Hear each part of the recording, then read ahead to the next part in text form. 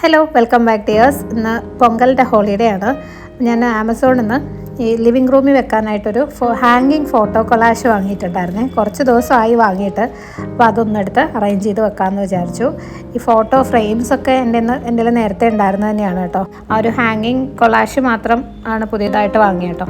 പിന്നെ ഇന്ന് ഹോളിഡേ ആയിരുന്നുകൊണ്ട് ലേറ്റായിട്ടാണ് എഴുന്നേറ്റ്. അപ്പം ബ്രേക്ക്ഫാസ്റ്റൊക്കെ തട്ടിക്കൂട്ടായിരുന്നു. ഇനിയിപ്പോൾ ഇതൊക്കെ ഒന്ന് അറേഞ്ച് ചെയ്ത് വെച്ചിട്ട് വേണം ലഞ്ച് ഉണ്ടാക്കാൻ. ഇങ്ങനെ ട്രീയുടെ ഒരു ബ്രാഞ്ച് പോലെ കൊടുത്തിട്ട് താഴേക്ക് ഇങ്ങനെ ത്രെഡുകളാണ് കേട്ടോ. ഒരു നാല് ത്രെഡ് ഉണ്ട്. അപ്പോൾ അതിങ്ങനെ നമുക്ക് ആ ട്രീ ബ്രാഞ്ചിൽ ഇങ്ങനെ കെട്ടിയിടാം. നമുക്കിഷ്ടമുള്ള ലെങ്തിൽ കെട്ടിയിടാം. അതിനകത്ത് ഫോട്ടോസ് ഇങ്ങനെ അറ്റാച്ച് ചെയ്ത് വെക്കുകയാണ് ചെയ്യുന്നത്. സിമ്പിളാണ്. ആ ട്രീ ബ്രാഞ്ചിനാണെങ്കിലും ഒട്ടും വെയിറ്റ് ഇല്ല. അപ്പം വാളിൽ നമുക്ക് ഈസി ആയിട്ട് സ്റ്റിക്ക് ചെയ്ത് വെക്കാൻ പറ്റും.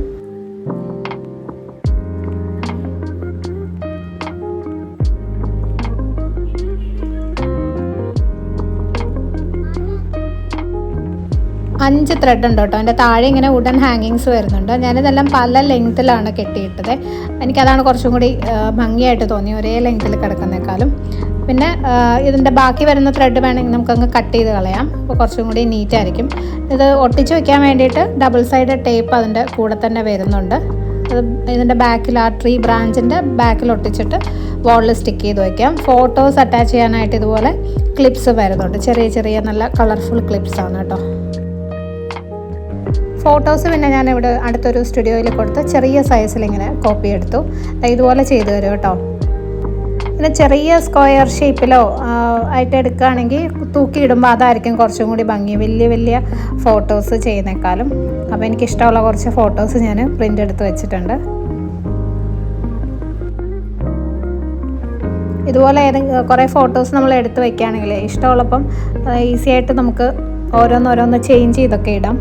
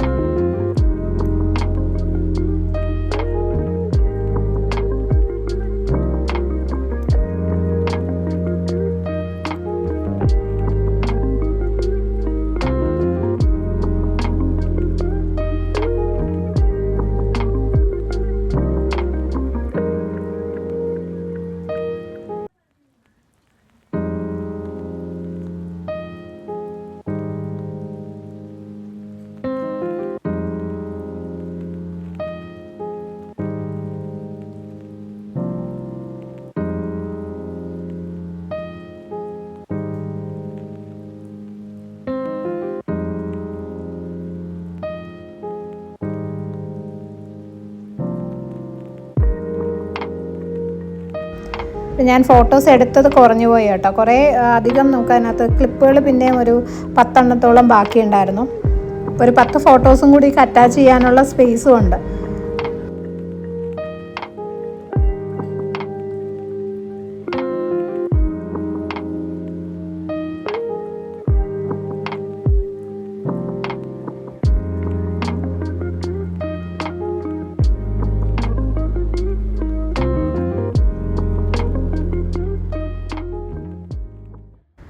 വീക്കെൻഡൊക്കെ കഴിഞ്ഞ് വന്നപ്പോഴേ ഇന്നലെ എനിക്ക് നല്ല മടിയായിരുന്നു കേട്ടോ. ഇവിടെ ഗ്രോസറി ഒക്കെ കഴിഞ്ഞിരിക്കുകയായിരുന്നു. എന്നിട്ട് ഞാൻ ഇന്നലെ ഒന്നും വാങ്ങിയില്ല, ഉള്ളതൊക്കെ വെച്ച് അഡ്ജസ്റ്റ് ചെയ്തു. അപ്പോൾ ഇനിയിപ്പോൾ ലഞ്ച് ഉണ്ടാക്കണമെങ്കിൽ സാധനങ്ങളൊക്കെ വേണമായിരുന്നു. അപ്പം സ്വിഗ്ഗി, ഇൻസ്റ്റാമാർട്ടിൽ ഞാൻ ഓർഡർ ചെയ്തു. ഇൻസ്റ്റാമാർട്ട് ശരിക്കും എനിക്ക് ഭയങ്കര യൂസ്ഫുള്ളാണ് കേട്ടോ. ഇവിടെ ഒരു 10 മിനിറ്റിനുള്ളിൽ എല്ലാം നമ്മൾ ഓർഡർ ചെയ്യുന്ന എല്ലാം കിട്ടും. പിന്നെ എല്ലാ സാധനങ്ങളും ഞാനങ്ങനെ വാങ്ങാറില്ല. കാരണം ചിലതൊക്കെ നമ്മൾ ഷോപ്പിൽ പോയി മേടിക്കുന്നേക്കാളും കുറച്ച് വില കൂടുതലായിട്ട് എനിക്ക് തോന്നിയിട്ടുണ്ട്. അപ്പോൾ അത് നോക്കിയിട്ട് കമ്പയർ ചെയ്ത് നോക്കിയിട്ട് അത്യാവശ്യമുള്ളതൊക്കെയാണ് വാങ്ങാറുള്ളത്. ഇതുപോലെ രാവിലെയൊക്കെ എഴുന്നേറ്റ് കടയിൽ പോകാൻ എനിക്ക് മടിയാണ്. അപ്പോൾ അങ്ങനെയുള്ള സമയങ്ങളിൽ അത്യാവശ്യ സാധനങ്ങളൊക്കെ ഞാൻ വാങ്ങിക്കും.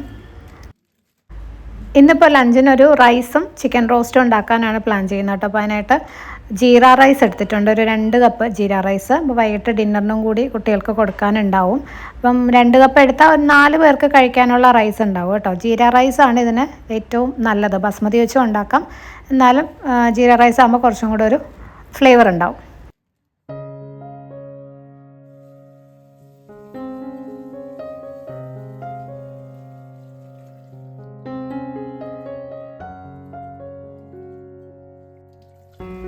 നന്നായിട്ട് കഴുകിയിട്ട് ഒരു 3-4 പ്രാവശ്യം കഴുകിയിട്ട് നമുക്കൊരു 15-20 മിനിറ്റ് ഒന്ന് സോക്ക് ചെയ്ത് വരാനായിട്ട് വെക്കാം.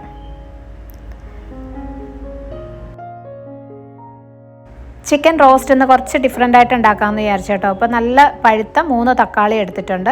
അതിങ്ങനെ മുകളിൽ തൊലി മാത്രം ചെറുതായിട്ട് ഒന്ന് ക്രോസ് പോലെ കട്ട് ചെയ്തിട്ട് നമുക്കൊന്ന് വേവിച്ചെടുക്കണം. ഈ ഒരു കത്തി എവിടെ നിന്നാണ് വാങ്ങിച്ചതെന്ന് പലരും ചോദിക്കാറുണ്ട് കേട്ടോ. ഇത് ആമസോണിൽ നിന്ന് വാങ്ങിയതാണ്. ലിങ്ക് ഞാൻ താഴെ കൊടുത്തേക്കാം. പക്ഷേ എന്താ പറയുക, നല്ല മൂർച്ചയുള്ള കത്തിയല്ലോ കേട്ടോ. നമ്മുടെ നാടൻ കത്തികളില്ലേ, അതിൻ്റെ അത്രയൊന്നും മൂർച്ചയില്ല കേട്ടോ. പിന്നെ കാണാനൊരു ഭംഗിയുണ്ടാവും എന്നുള്ളതേ ഉള്ളൂ. ഞാൻ സ്ഥിരമായിട്ട് അത് തന്നെയാണ് യൂസ് ചെയ്യുന്നത്. അപ്പോൾ കുറച്ച് വെള്ളം ഒഴിച്ചിട്ട് നമ്മൾ തക്കാളി വേവിക്കാനായിട്ട് വെച്ചിട്ടുണ്ട്.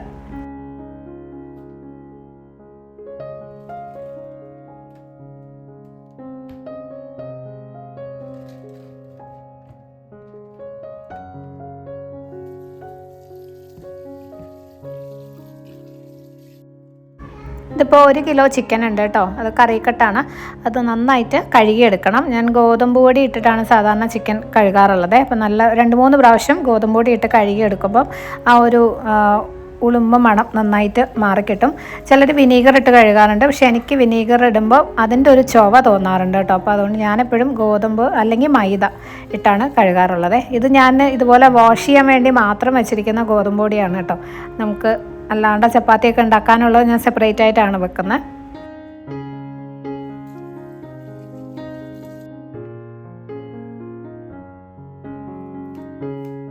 അപ്പോൾ ചിക്കനും റൈസിനും വേണ്ട സവോള, ഇഞ്ചി, വെളുത്തുള്ളി, പച്ചമുളക് എല്ലാം അരിഞ്ഞെടുക്കുകയാണ്.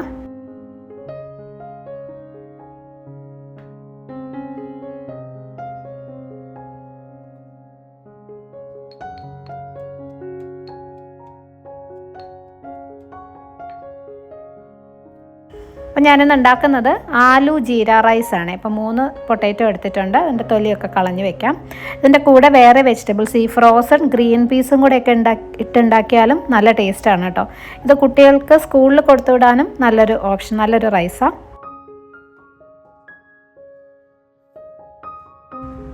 നമ്മൾ സാധാരണ ഈ പൊട്ടാറ്റോ റൈസ് ഉണ്ടാക്കുന്നേക്കാളും കുറച്ച് ഡിഫറെൻ്റ് ആണ് ഈ ഒരു റെസിപ്പി.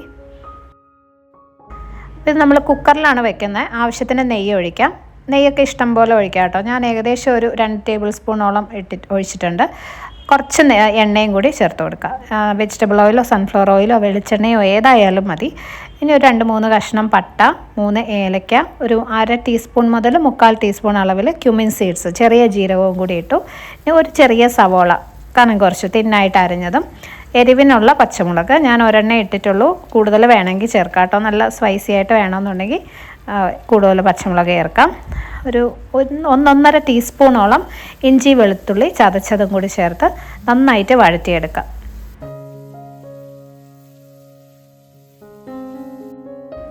ഇനി പൊടികളിടാം. 1/2 ടീസ്പൂൺ മഞ്ഞൾപ്പൊടി, 1 ടീസ്പൂൺ കാശ്മീരി മുളക് പൊടി, 1 ടീസ്പൂൺ ഗരം മസാലപ്പൊടി, 1/2 ടീസ്പൂൺ ചെറിയ ജീരകം പൊടിച്ചത്. കൂടുതൽ സ്പൈസി ആയിട്ട് വേണമെങ്കിലും ഈ ഒരു റൈസ് ഉണ്ടാക്കാവേ. ഞാനിപ്പോൾ ചിക്കൻ റോസ്റ്റിൻ്റെ കൂടെ കഴിക്കുന്നത് കൊണ്ടാണ് ഒത്തിരി സ്പൈസി ആക്കാത്തത്. അപ്പോൾ ഈ റൈസും ഇപ്പോൾ തൈരും പപ്പടവും മാത്രമായിട്ടൊക്കെ കഴിക്കുകയാണെങ്കിൽ കുറച്ചും കൂടി ഈ മസാലപ്പൊടികൾ ചേർത്ത് സ്പൈസി ആയിട്ട് ഉണ്ടാക്കാം. അപ്പോൾ ആ പൊടികളുടെ ചുവ മാറി വന്നു കഴിഞ്ഞപ്പം ഒരു 2 ടേബിൾ സ്പൂൺ തൈരും കൂടി ചേർത്ത് ഒന്ന് മിക്സ് ചെയ്തിട്ട് നമ്മൾ കട്ട് ചെയ്ത് വെച്ച ഉരുളക്കിഴങ്ങ് ഇട്ട് കൊടുക്കാം.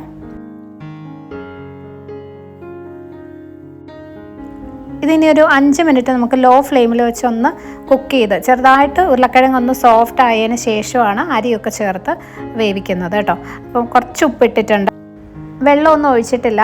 തൈര് ചേർത്തിരിക്കുന്നതുകൊണ്ട് മസാല ഒത്തിരി ഡ്രൈ അല്ല, കുറച്ച് വെറ്റായിട്ടുള്ള മസാലയാണ്. അഥവാ ഡ്രൈ ആയിട്ട് തോന്നുവാണെങ്കിൽ ഒരു 1/4 കപ്പ് വെള്ളം ഒഴിച്ചിട്ട് ചെറിയ തീയിൽ അടച്ചു വെച്ച് ഒന്ന് സോഫ്റ്റായി വന്നാൽ മതി.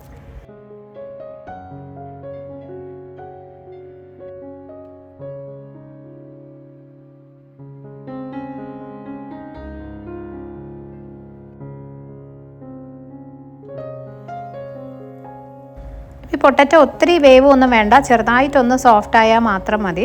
ഇനി ഇതിനകത്തേക്ക് നമുക്ക് വെള്ളം ഒഴിക്കാം.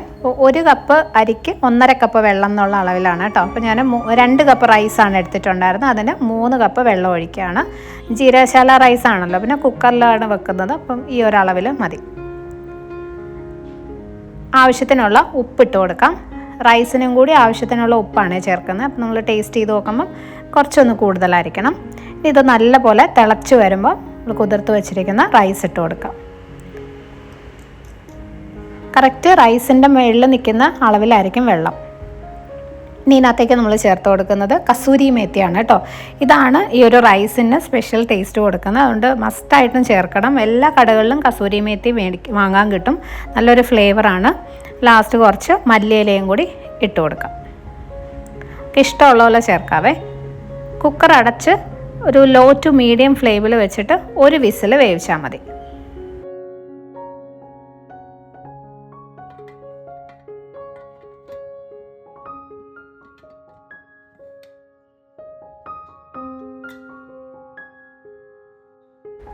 ഇടയ്ക്ക് ഞാൻ പോയിട്ട് ആ ഫോട്ടോ ഫ്രെയിംസൊക്കെ ഒന്ന് ഒട്ടിച്ച് വെച്ചു കേട്ടോ. മോൾക്കാണെങ്കിൽ നമ്മൾ ഇതുപോലുള്ള കാര്യങ്ങൾ ചെയ്ത് തുടങ്ങിക്കഴിഞ്ഞാൽ പിന്നെ ഇടയ്ക്ക് നമ്മൾ കിച്ചണിലൊക്കെ പോയി കഴിഞ്ഞാൽ അവൾക്ക് ഭയങ്കര നമ്മളെ ശല്യപ്പെടുത്തിക്കൊണ്ടിരിക്കും അത് കംപ്ലീറ്റ് ചെയ്യാമെന്ന് പറഞ്ഞ്. അപ്പോൾ ഞാൻ ഇടയ്ക്ക് പോയിട്ടത് ചെയ്തു. അപ്പോൾ അതേ കുക്കറിൽ ഒരു വിസിൽ വന്നിട്ടുണ്ട്. സ്റ്റൗ ഓഫ് ചെയ്ത് മാറ്റി വയ്ക്കാം. പിന്നെ ചിക്കൻ റോസ്റ്റും കൂടെ ഉണ്ടാക്കണം. തക്കാളി ഇതാ നല്ലപോലെ വെന്തിട്ടുണ്ട്. അതിൻ്റെ തൊലി അങ്ങ് മാറ്റാം. കട്ട് ചെയ്ത് വെച്ചിരിക്കുന്നതുകൊണ്ട് തൊലി ഇളക്കാൻ നല്ല എളുപ്പമാണ്. അപ്പോൾ അതൊരു മിക്സി ജാറിലോട്ട് ഇട്ട് കൊടുക്കുക. ഇത് നമുക്കൊന്ന് അരച്ചെടുക്കണം. ഇതിൻ്റെ കൂടെ കുറച്ച് സാധനങ്ങളും കൂടി ചേർക്കാനുണ്ട് കേട്ടോ.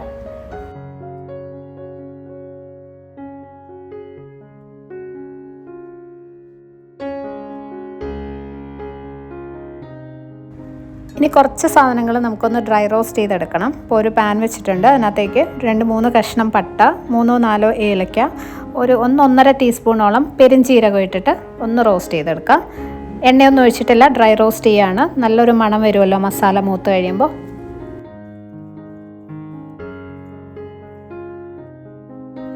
അപ്പോൾ ആ പെരുംജീരകമൊക്കെ ഒന്ന് നിറം മാറി കഴിയുമ്പോൾ പൊടികൾ ചേർക്കുക. അപ്പോൾ തീ നന്നായിട്ട് കുറച്ച് വയ്ക്കുക, അല്ലെങ്കിൽ ഒന്ന് ഓഫ് ചെയ്തിട്ട് ഒരു 1/2 ടീസ്പൂൺ മഞ്ഞൾപ്പൊടി, 2 ടേബിൾ സ്പൂൺ കാശ്മീരി മുളക് പൊടി, അതേ അളവിൽ തന്നെ മല്ലിപ്പൊടിയും കൂടി ഇട്ടിട്ട് ഒന്നും കൂടി സ്റ്റൗ ഓൺ ചെയ്ത് ലോ ഫ്ലെയിമിലിട്ടിട്ട് കരിഞ്ഞു പോകാതെ അതിൻ്റെ ആ പൊടികളുടെ പച്ചപ്പൊന്ന് മാറിയാൽ മതി കേട്ടോ. ഒരുപാട് ഈ വറുത്തരച്ച ഇതിലൊന്നും ചെയ്യുന്ന പോലെ ഒത്തിരി മൂക്കേണ്ട ആവശ്യമില്ല. ഒന്ന് പച്ചമണം മാറിക്കഴിയുമ്പോൾ ഓഫ് ചെയ്യാം. ഇത് നമ്മൾ ആ തക്കാളിയുടെ കൂടെ ചേർത്ത് കൊടുക്കാം.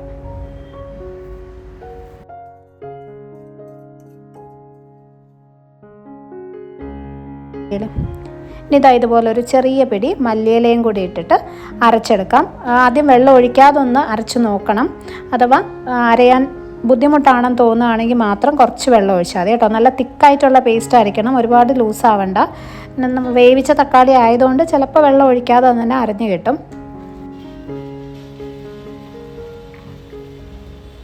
എനിക്ക് ഈ ഒരു മിക്സി ആയതുകൊണ്ട് കുറച്ചൊന്ന് അരയാൻ ബുദ്ധിമുട്ടായിട്ട് തോന്നി. അപ്പോൾ ഞാനൊരു 1/4 കപ്പ് വെള്ളം ഒഴിച്ചു കൊടുത്തിട്ടുണ്ടായിരുന്നേ. നല്ല സ്മൂത്തായിട്ട് ഇതുപോലെ തിക്കായിട്ടുള്ളൊരു പേസ്റ്റായിട്ട് അരച്ചെടുക്കണം. ഇനി ഒരു പാൻ വെച്ച് അതിനകത്തേക്ക് കുറച്ച് വെളിച്ചെണ്ണ ഒഴിച്ചു.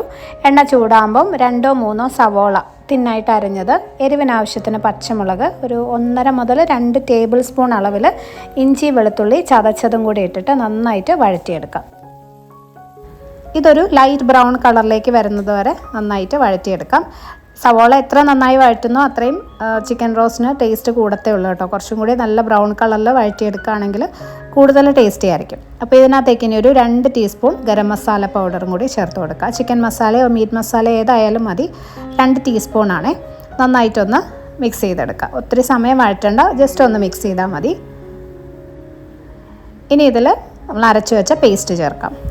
ഇതിനകത്തിപ്പോൾ തക്കാളി എല്ലാം നമ്മൾ വേവിച്ച സാധനങ്ങളാണല്ലോ, പൊടികളെല്ലാം റോസ്റ്റ് ചെയ്തതാണ്, തക്കാളിയും വേവിച്ചാണ്. അപ്പോൾ അതുകൊണ്ട് ഒരുപാട് സമയം ഇങ്ങനെ പച്ചച്ചുവ മാറാനായിട്ടൊന്നും വഴറ്റേണ്ട ആവശ്യമില്ല. ജസ്റ്റ് ഒന്ന് മിക്സ് ചെയ്തിട്ട് നമുക്ക് ചിക്കൻ്റെ പീസുകൾ ഇട്ട് കൊടുക്കാം. നമ്മൾ കഴുകി വൃത്തിയാക്കി വെച്ചിരിക്കുന്ന 1 കിലോ ചിക്കനാണ്, കറിക്കട്ടാണ്, കുറച്ച് വലിയ കഷ്ണങ്ങളായിട്ടാണ് ഇട്ടിരിക്കുന്നത്.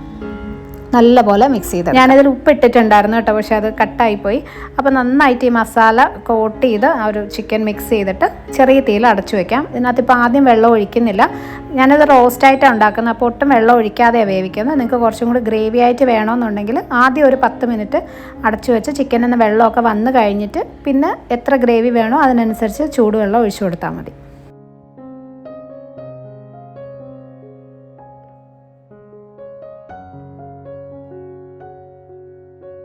ഇവിടെ ഫ്ലാറ്റിൽ നമ്മൾ ഈ ചിക്കനൊക്കെ കുക്ക് ചെയ്യുമ്പോഴേ ഡോർ അടച്ചിട്ടാലും ലിവിങ് റൂമിലോട്ടൊക്കെ അതിൻ്റെ ഒരു സ്മെല്ല് വരാറുണ്ട് കേട്ടോ. അപ്പം ഞാനത് കുക്ക് ചെയ്യുമ്പം ഇതുപോലെ അഗർബത്തിയോ കുന്തിരിക്കോ എന്തെങ്കിലും ഇങ്ങനെ ഒന്ന് കത്തിച്ച് വയ്ക്കും. അപ്പം ആ ഒരു സ്മെല്ല് വരത്തില്ല.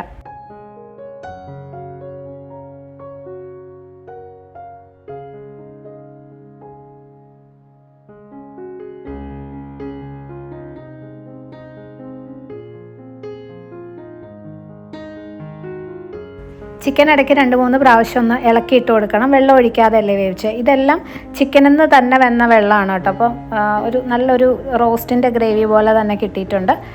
ഇത് ഈ അരച്ച മസാല ചേർത്തിരിക്കുന്നതുകൊണ്ട് തന്നെ നല്ലതായിട്ട് ആ ചിക്കനിലൊക്കെ കോട്ട് ചെയ്തിരിക്കും കേട്ടോ. ഗ്രേവി കഴിക്കാനും നല്ല ടേസ്റ്റാണ്, ഒരു പ്രത്യേക ടേസ്റ്റാണ്. ലാസ്റ്റ് ഇച്ചിരി മല്ലിയിലയും കൂടി ഇട്ട് കഴിഞ്ഞാൽ നമ്മുടെ ചിക്കൻ റോസ്റ്റ് റെഡി ആയിട്ടുണ്ട്. അപ്പോൾ റൈസിൻ്റെ ആവിയൊക്കെ നന്നായിട്ട് പോയിട്ടുണ്ടായിരുന്നു. നമുക്കിതിനെ തുറന്ന് നോക്കാം. ഇതെനിക്ക് കുറച്ചും കൂടി സ്പൈസി ആയിട്ട് ഉണ്ടാക്കുന്നതാണ് കൂടുതൽ ടേസ്റ്റി ആയിട്ട് തോന്നിയത് കേട്ടോ. ഞാനിന്നിപ്പോൾ ചിക്കൻ റോസ്റ്റിൻ്റെ കൂടെ ആയതുകൊണ്ടാണ് മസാലപ്പൊടിയൊക്കെ കുറച്ച് ചേർത്തത്. അപ്പം അത് രണ്ടും കൂടി കഴിക്കുമ്പോൾ കുഴപ്പമില്ല. ഞാൻ നേരത്തെ പറഞ്ഞ പോലെ നിങ്ങൾ പപ്പടം സാലഡ് ഒക്കെ വെച്ച് കഴിക്കുകയാണെങ്കിൽ ആ മസാലപ്പൊടികളൊക്കെ കുറച്ചും കൂടി ചേർത്ത് കഴിഞ്ഞാൽ റൈസ് പിന്നെയും ടേസ്റ്റി ആയിരിക്കും. ഇപ്പം ചിക്കൻ റോസ്റ്റും ആലു ജീര റൈസും നല്ല ടേസ്റ്റാണ്. ജീര റൈസിൽ കസൂരി മേത്തി മസ്റ്റായിട്ടും ചേർക്കണം കേട്ടോ. അപ്പോൾ ട്രൈ ചെയ്ത് നോക്കണേ. സൺഡേ ഒക്കെ നമുക്ക് ഉണ്ടാക്കാൻ പറ്റുന്ന ഒരു സ്പെഷ്യൽ ലഞ്ചാണ്.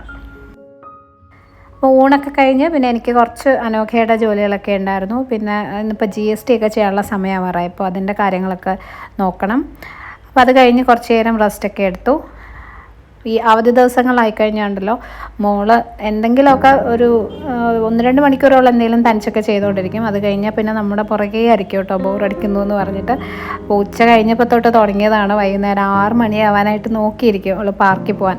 അപ്പോൾ കുറച്ച് നേരം പാർക്കിലൊക്കെ പോയി 1 മണിക്കൂർ അവിടെ ആയിരിക്കും. ഇന്നിപ്പോൾ ഹോളിഡേ ആയതുകൊണ്ടായിരിക്കും അധികം ആൾക്കാരൊന്നും ഉണ്ടായിരുന്നില്ല. അല്ലെങ്കിൽ മോള് കളിക്കുന്ന സമയത്ത് എനിക്കും എൻ്റെ കൂടെ സൂമ്പയ്ക്ക് വരുന്ന ഫ്രണ്ട്സ് ആരെങ്കിലുമൊക്കെ ഉണ്ടാവും. അപ്പോൾ അവരോടൊക്കെ സംസാരിച്ചിരിക്കാറാണ് പതിവ്. ഇന്നിപ്പോൾ ആരും ഇല്ലാത്തതുകൊണ്ട് കുറച്ച് നേരം അവിടെ ഇരുന്നിട്ട് തിരിച്ചു പോന്നു.